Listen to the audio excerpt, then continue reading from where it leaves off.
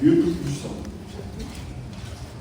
rends-moi tranquille par ton Saint-Esprit, afin que nous apprenions, par la prédication de ta parole, à discerner ta volonté et à conformer notre vie aux enseignements de ton évangile. Mon Père, cette grâce à nous pour l'amour de Jésus-Christ, ton Fils, notre Seigneur. Amen. Amen. Notre premier texte se trouve dans Ésaïe 57, 14, 21. Notre premier texte se trouve dans l'Ancien Testament. Ésaïe 57, verset 14 à 21. Ésaïe 57, verset 14 à 21. Nous lisons la parole. On dira, frayez, frayez, préparez le chemin, enlevez tout obstacle du chemin de mon peuple. Car ainsi parle le Très-Haut, dont la demeure est éternelle et dont le nom est saint.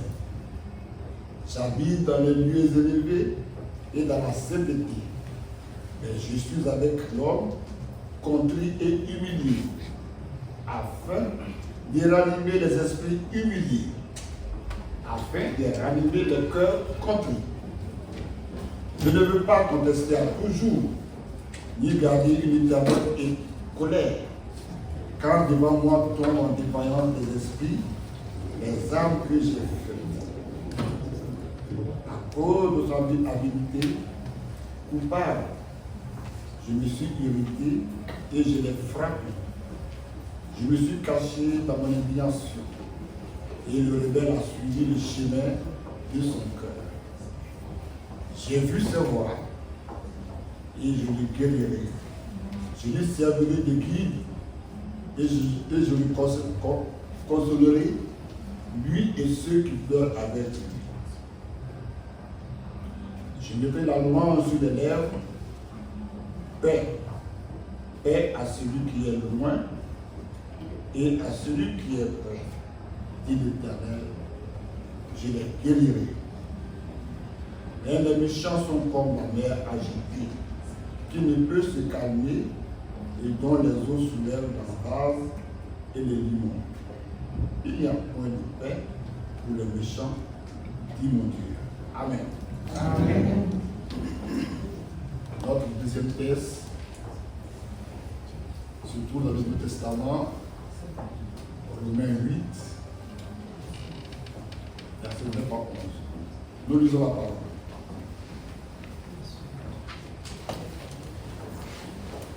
Pour vous, vous ne vivez pas selon la chair, mais selon l'esprit. Si du moins l'esprit de Dieu habite en vous, si quelqu'un n'a pas l'esprit de Christ, et il ne lui appartient pas.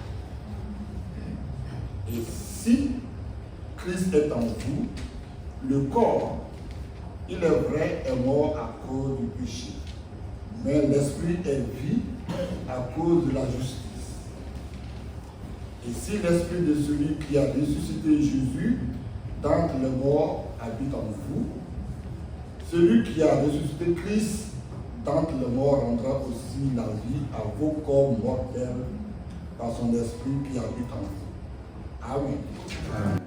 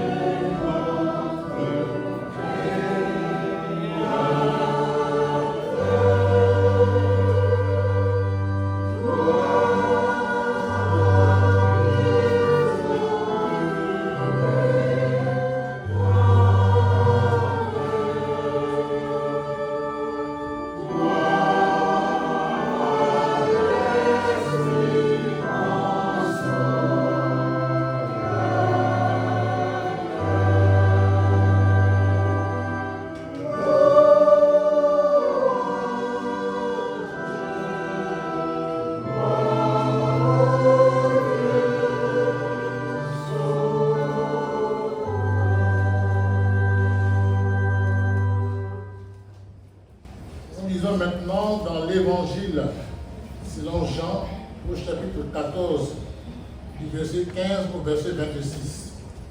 Jean chapitre 14, verset 15 à 26, qui nous dit ceci. Si vous m'aimez, gardez mes commandements. Et moi je prierai le Père et il vous donnera un autre consolateur afin qu'il demeure éternellement avec vous. L'esprit de vérité que le monde ne peut recevoir parce qu'il ne le voit point et ne le connaît point. Mais vous, vous le connaissez car il demeure avec vous et il sera en vous. Je ne vous laisserai pas orphelins, je viendrai à vous. Encore un peu de temps et le monde ne me verra plus. Mais vous, vous me verrez car je vis et vous vivrez aussi. En ce jour-là, vous connaîtrez que je suis en mon Père, que vous êtes en moi et que je suis en vous. Celui qui a mes commandements et qui les garde, c'est celui qui m'aime. Et celui qui m'aime sera aimé de mon Père. Je l'aimerai et je le ferai connaître à lui. Jude, non pas l'Iscariote, lui dit, Seigneur, d'où vient que tu te feras connaître à nous et non au monde? Jésus lui répondit, si quelqu'un m'aime, il gardera ma parole, et mon Père l'aimera. Nous viendrons à lui et nous ferons notre demeure chez lui. Celui qui ne m'aime pas ne garde point mes paroles. Et la parole que vous entendez n'est pas de moi, mais du Père qui m'a envoyé. Je vous ai dit ces choses pendant que je demeure avec vous. Mais le consolateur, l'Esprit Saint, que le Père enverra en mon nom, vous enseignera toutes choses et vous rappellera tout ce que je vous ai dit. Seigneur, ta parole est la vérité. Sanctifie-nous par cette vérité. Amen.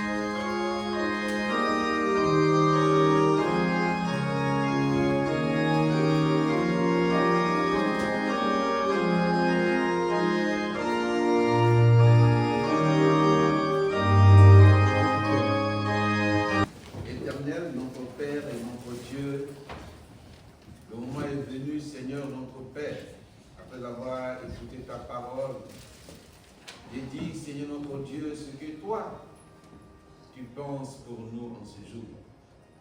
Père, je prie que je sois effacé et que tu apparaisses, que je diminue, que tu croisses et que tu parles à ton peuple. Au nom de Jésus, notre Seigneur et notre Sauveur. Amen. Amen. Amen. Aujourd'hui, dimanche 1er juin, voilà, c'est un mois. C'est le chiffre 6, c'est le chiffre de l'homme. Là, l'Église méthodiste nous propose 3 textes. Ésaïe 57, 14 à 21. Romains chapitre 8, 9 à 11. Et Jean chapitre 14, 15 à 26. Amen. Amen. Jésus, après son discours avec Thomas et Philippe, sur la connaissance du Père, Jésus leur dit, je suis dans le Père et le Père est en moi. C'est pourquoi celui qui croit en moi fera aussi des œuvres que j'ai faites et il en fera des plus grandes, pourvu que le Père soit glorifié. Et Jésus leur promet le Saint-Esprit. Dans notre thème de ce jour, nous viendrons et nous ferons notre demeure chez lui. Nous viendrons et nous ferons notre demeure chez lui. Tiré des Jean, chapitre 14, le verset 23 que je lis pour nous. Si quelqu'un m'aime, qu'il garde ma parole, et mon Père l'aimera. Ce qui nous intéresse, nous viendrons à lui et nous ferons notre demeure chez lui. Dis à ton frère, nous viendrons à lui et nous ferons notre demeure chez lui. Alléluia. Amen. Frères et sœurs dans le Seigneur, Jésus dit, si vous m'aimez, gardez mes commandements. Si vous m'aimez, gardez mes commandements, c'est en gardant le commandement de Dieu que vous aurez un autre consolateur, bien sûr, qui viendra après moi. Mais ce consolateur qui demeurera en vous et avec vous éternellement. Et ce consolateur, c'est le Saint-Esprit de Dieu. La condition sine qua non pour le Saint-Esprit de demeurer en toi et de demeurer en moi, c'est d'abord d'aimer Dieu et de garder la parole de Dieu. Ce sont les conditions qui permettent au Saint-Esprit de demeurer en toi et d'être avec toi. Alors, tu recevras l'esprit de vérité que le monde ne peut recevoir. Pourquoi c'est toi qui reçois cet esprit que le monde ne peut recevoir? Parce que le monde n'aime pas Dieu et le monde n'a rien à garder de Dieu et de Jésus. Donc c'est celui qui garde et qui aime Dieu, c'est celui-là qui reçoit l'esprit de vérité que le monde ne peut recevoir. Alors quand tu le reçois, il va demeurer en toi d'une manière permanente. C'est ça qui est l'avantage des enfants de Dieu. C'est ça qui est l'avantage de nous les chrétiens. Parce que le Saint-Esprit demeure éternellement en nous et avec nous. Dans le temps passé, les prophètes, Dieu amenait son esprit sur les prophètes, il les prophétisait et Dieu retirait son esprit. Mais aujourd'hui, à cause de ce que Jésus est mort et ressuscité et qu'il est monté au ciel à l'Ascension et qu'il nous amène le Saint-Esprit demeure en nous et avec nous d'une manière permanente. Et c'est ce qui est notre avantage en tant qu'enfant de Dieu, en tant que chrétien, puisque l'Esprit de Dieu demeure désormais en nous. Alors quand l'Esprit de Dieu demeure en nous, nous ne sommes plus orphelins. Avant de partir, Jésus descendit. Avant de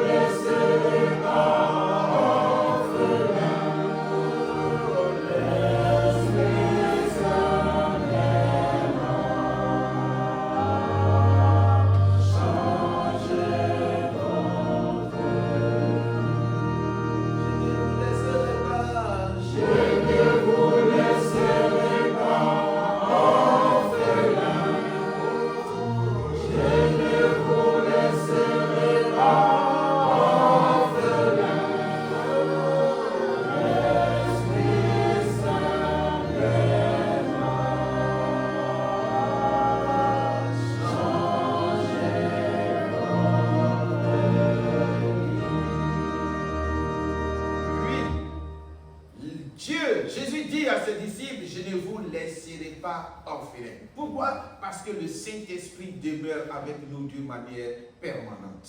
Mais malheureusement, nombreux sont des chrétiens qui sont orphelins, même étant dans l'église, parce qu'ils n'ont pas gardé la parole, ils n'ont même pas gardé l'esprit, donc Dieu ne demeure pas et le Saint-Esprit ne demeure pas, malheureusement. Pourtant Jésus dit, je ne vous laisserai pas orphelins. Pour celui qui garde mes commandements, alors l'Esprit de Dieu sera avec lui d'une manière permanente. Mais malheureusement, des chrétiens et des chrétiennes, au milieu encore du peuple de Dieu, sont des gens et des femmes qui n'ont pas encore, qui sont encore orphelins, même étant assis dans la maison de Dieu. Parce que simplement, ils n'ont pas pu garder. Ceux qui voient le Seigneur sont ceux qui laissent Dieu les conduire.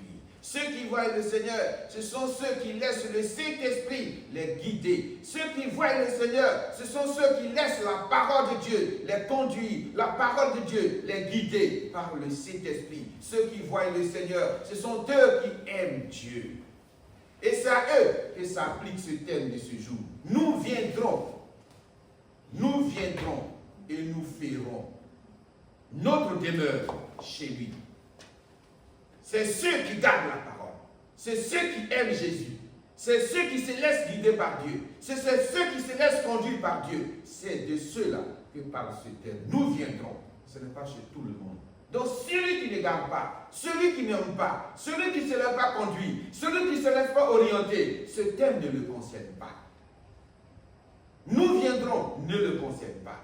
Le thème concerne celui qui se laisse guider, celui qui se laisse conduire, celui qui se laisse orienter par le Saint-Esprit de Dieu. C'est pourquoi, frères et sœurs dans le Seigneur, Dieu fait sa demeure en toi. C'est que le Saint-Esprit vit en toi. Quand Dieu fait sa demeure en toi et que le Saint-Esprit vit en toi, c'est le Saint-Esprit qui amortit toutes tes difficultés. On ne dit pas que tu ne peux pas avoir les difficultés. Mais lorsque ces difficultés viendront, c'est le Saint-Esprit qui les amortit. Tu ne vois pas les difficultés passer. Parce qu'il y a quelqu'un en toi qui amortit tes difficultés. Quelqu'un en toi qui amortit tes problèmes. Quelqu'un en toi qui amortit tes soucis. Quelqu'un en toi qui amortit tout ce que tu peux avoir comme souci autour de toi. Le Saint-Esprit de Dieu. Amen. C'est pourquoi Romains nous dit, Paul nous dit, par l'épître aux Romains, Paul dit quelque chose de très important. Paul fait une distinction. Il dit pour vous.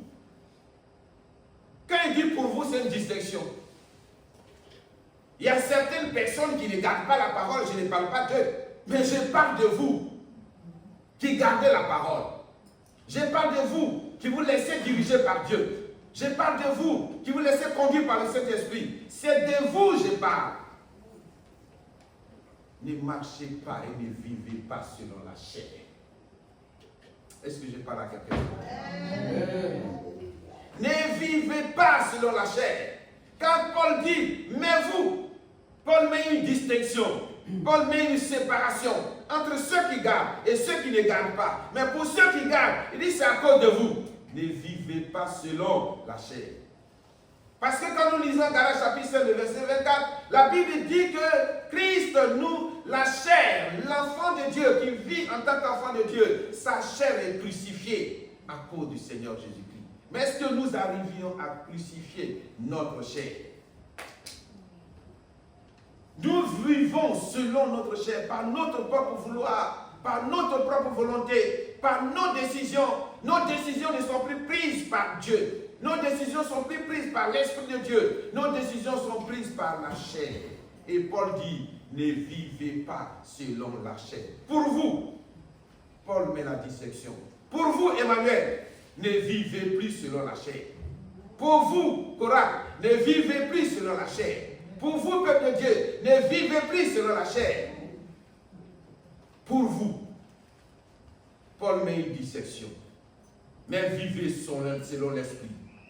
Vivez selon l'Esprit qui guide, qui vous conduit et qui vous dirige. C'est alors que tu vis selon Dieu.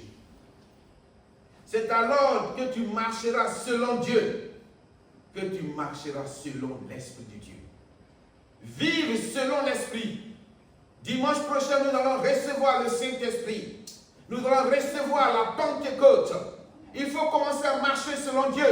Il faut commencer à marcher selon l'Esprit. Ne vis pas selon les hommes. Paul dit dans sa parole, si je voulais plaire aux hommes, je ne serais pas serviteur de l'Éternel. Ne plaît pas à un homme, plaît à Dieu. Et l'Esprit de Dieu te conduira dans la vérité. Il faut marcher selon l'Esprit. Et c'est ceux qui marchent selon l'Esprit que le thème dit, nous viendrons et nous ferons notre demeure chez lui. C'est ceux-là que ce thème-là doivent s'appliquer. Et ce thème-là s'applique. Si vous voulez vivre selon la chair a ses désirs, c'est de satisfaire nos besoins, mais vivre selon l'Esprit de Dieu. La Bible dit en Galates chapitre 5, le verset 25, si vous marchez selon l'Esprit, vous n'accomplirez pas les désirs de la chair. Il faut marcher selon l'Esprit. Il faut vous laisser diriger selon l'Esprit. Ne vous laissez pas diriger par la chair. Crucifiez la chair. Ce qui n'est pas bon n'est pas bon. Ce qui est bon est bon. C'est ça l'enfant de Dieu. L'enfant de Dieu n'est pas dans la complaisance. L'enfant de Dieu il est dans la vérité. Parce que l'Esprit de Dieu est un esprit de justice. Est-ce que je parle à quelqu'un ce matin? Donc nous devons demeurer et nous devons vivre selon l'Esprit. Et quand Paul dit, pour vous,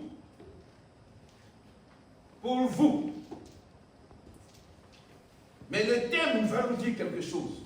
Nous viendrons. Le nous est supposé pour qui?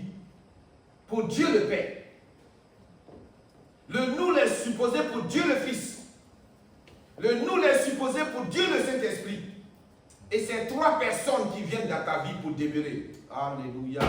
Quelle grâce. Quelle grâce d'avoir le Dieu le Père. Quelle grâce d'avoir le Dieu le Saint-Esprit. Quelle grâce d'avoir le Dieu le Saint-Esprit, le Dieu le Fils en toi. Mais je crois que les chrétiens que nous sommes, nous minimisons la gloire de Dieu. Nous minimisons la puissance de Dieu. Nous minimisons la souveraineté de Dieu. Mais lorsqu'on dit nous viendrons, ce n'est pas Esaïe Bada qui vient. Ce n'est pas mon frère Gadi Simon qui vient. Ce n'est pas quelqu'un d'autre qui vient. Mais c'est le Dieu, le créateur du ciel et de la terre. Celui-là qui a créé l'humanité et l'univers. Celui-là qui a créé l'homme à son image. Celui qui vient en toi. Celui qui vient pour te donner la vie. Et il dit nous viendrons, s'il te plaît. Chrétiens d'aujourd'hui, changeons notre mentalité de comprendre l'Esprit de Dieu. Le Saint-Esprit de Dieu en toi est près de toi. Le diable n'aura plus rien en toi. Le diable ne pourra plus rien faire dans ta vie. Le diable ne pourra plus rien amener dans ta vie. Parce que tu as le Saint-Esprit de Dieu. C'est pourquoi le Saint-Esprit qui a ressuscité Jésus-Christ d'entre les morts, le même Saint-Esprit nous rendra la vie pour la gloire de Dieu. Je ne sais pas comment vous voyez le Saint-Esprit, mais le Saint-Esprit, ce n'est pas une matière. Le Saint-Esprit, c'est quand tu es disposé que tu reçois le Saint-Esprit. C'est quand tu te laisses emporter. Là où nous sommes réunis, si vous laissez emporter par Dieu, l'Esprit de la puissance du Saint-Esprit descend sur vous. Vous allez prophétiser comme la Bible le dit. Mais c'est parce que les chrétiens, nous ne sommes pas disposés. C'est parce que nous ne laissons pas Dieu dominer nos actions. Nous laissons nous-mêmes nous dominer. Et nous permettons à Dieu de ne pas agir en nous. Brisons l'esprit humain en nous. Brisons tout esprit qui ne glorifie pas le nom de Dieu. Et c'est en cela que le prophète Ésaïe dit, en son chapitre 57, le verset 14, le verset 21, frayez. Il dit frayez et préparez le chemin. Dis à ton frère, frayez le chemin. Touche-le, dis-lui frayez le chemin. Frayez le chemin. Ésaïe dit frayez le chemin. Enlevez les obstacles. Tout ce qui peut vous empêcher de ne pas recevoir le Saint-Esprit le dimanche prochain doit être ôté en nous. Dimanche prochain, c'est la Pentecôte. Dimanche prochain, nous devons vivre le Saint-Esprit. Le grand jour s'est levé. Le grand jour s'est levé. Dieu nous a visités.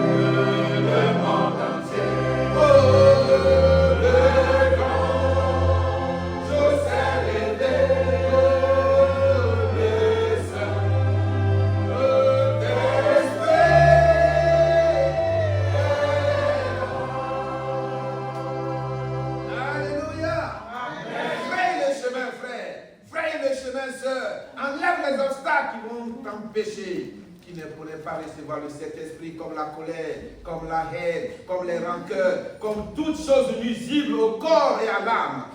Brise cela, frères et sœurs, afin que Dieu ne puisse pas t'épargner de son esprit.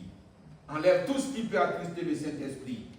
Certes, le Seigneur s'était éloigné de nous par nos conduites, par notre manière de faire, mais le Saint-Esprit vient pour nous ranimer l'esprit tiède, l'esprit humilié, pour ranimer les cœurs contrits, pour ranimer les faibles, pour ranimer les découragés. Il vient pour guérir et te guérir et me guérir et mettre la louange sur nos lèvres. Car le Saint-Esprit de Dieu que tu attends le dimanche prochain vient pour t'enseigner, pour rappeler ce que tu avais déjà appris et ce que tu avais déjà connu. Que la grâce de Dieu soit avec nous. Au nom de Jésus, dis Amen très fort. Amen.